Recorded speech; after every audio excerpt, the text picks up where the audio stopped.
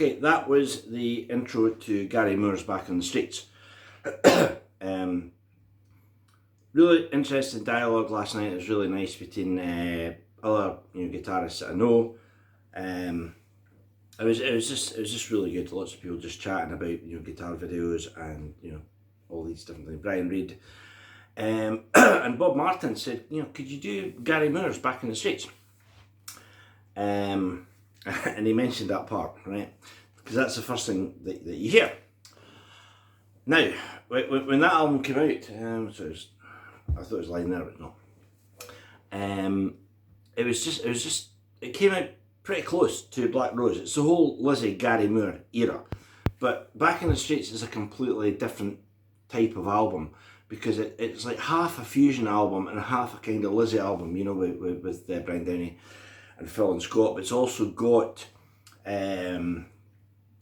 all the sort of fusion players too. It's got Neil Murray on it. And Donny Airy, obviously.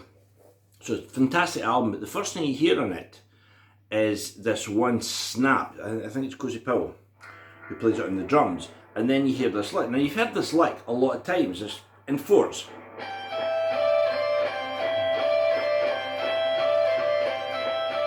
Right, so if you want to play that, you can. The joint of Les Paul is digging into my hand, but now you can do it. I'm not a big advocate of slow too fast because I'm very, very impatient, but you could go.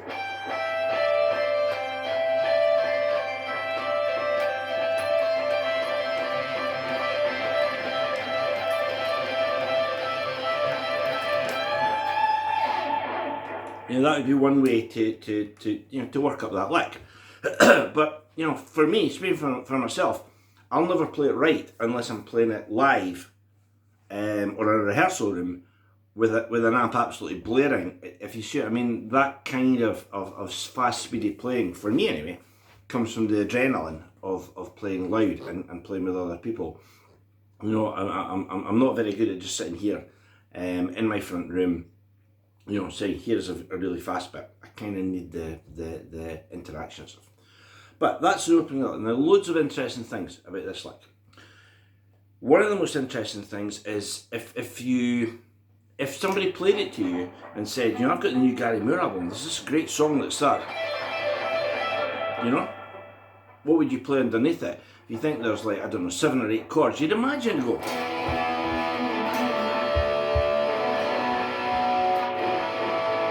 Right, you'd imagine it would do that, these big block chords.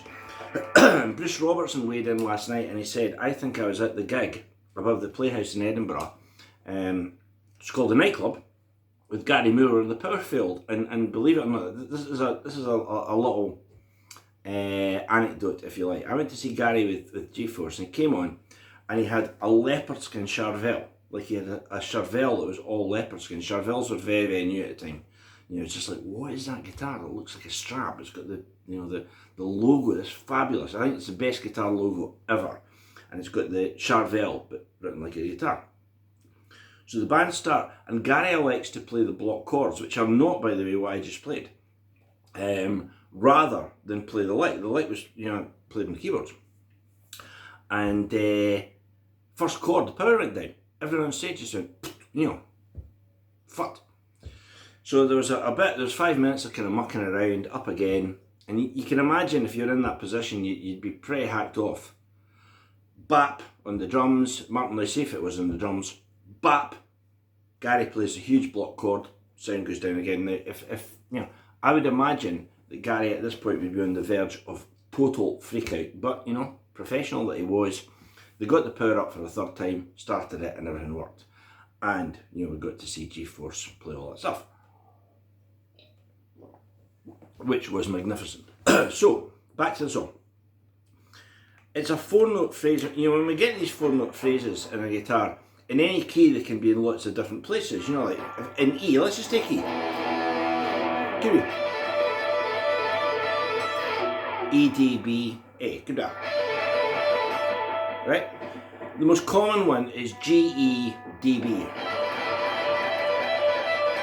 which you can see is like a distant cousin of what Gary played, right?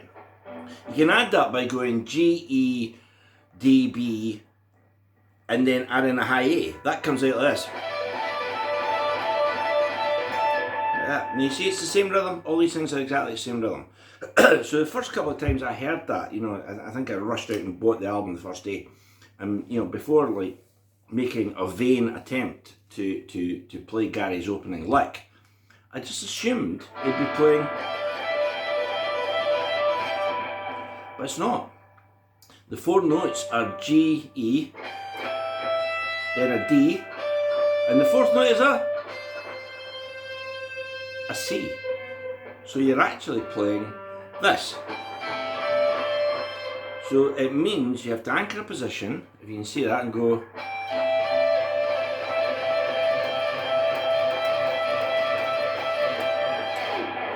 And play the lick there, right? Now at the time, one of my friends was playing in a band called Cadiz, who are very, very good, and they used to play Back on the Streets. And I used to watch him do it, and he would play it, like, get this, in this position. If you can see that. So this means you've got to use your little finger to do all the heavy lifting. So your little finger's going. Right? Now, I haven't got, you know, a little finger like The Rock or anything, or Tyson Fury. So I wouldn't be able to do that. So to Bob's question, you know, would you be able to get that lick, you know, at Gary Moore's speed? Playing it like that, no, I wouldn't. I'd have to amend it to a position that was easier for me, which would be, as I said. Now the other thing, here's the banana skin. Don't go, and you're missing out C. You have to articulate the whole four notes. So you have to go. And then build it up.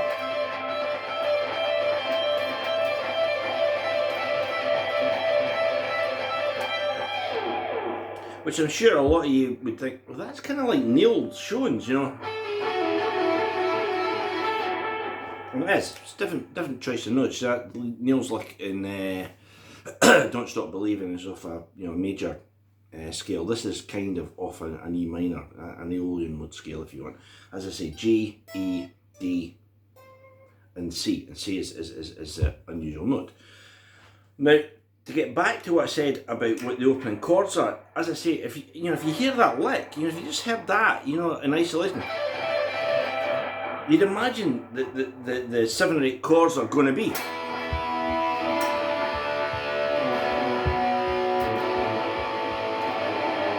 Etc. You know, but they're not.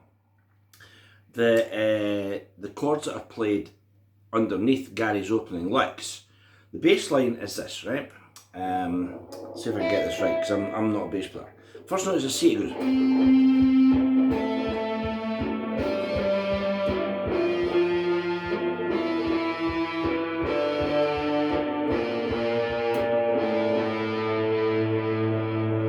Right? Had the tone all the way down there, but maybe made it slightly more bassy. So those notes are a C. You know, and that C, as you know, is in the lick, then an A, then an A, and then an E, D, and then this one a B flat, and an A. So that really took me by surprise, and probably if I'd been in a rehearsal situation and someone said, you know, I'll play that lick, you just play the chords behind me, I would have played all the wrong chords. It would never have occurred to me that those would be the chords that would come over that. You know, if you want to play on guitar again, you know, you go play C first.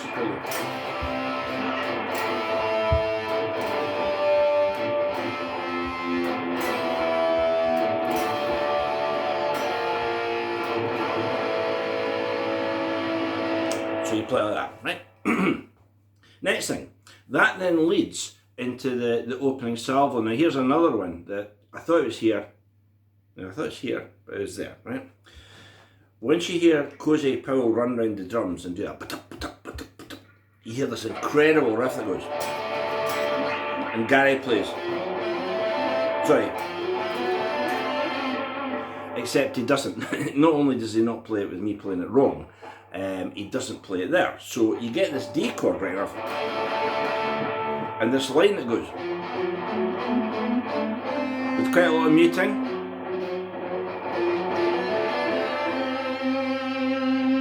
but it's not played there. It's played down the bottom.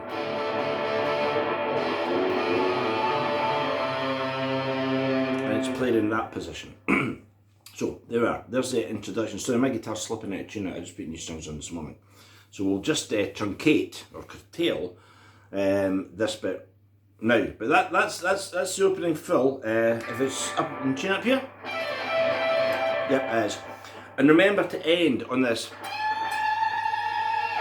It's Gary, give it a real shake. And those are the mystery chords. I think that's probably the most interesting bit, those mystery chords. And then into the song itself. I'll show you about the solo next.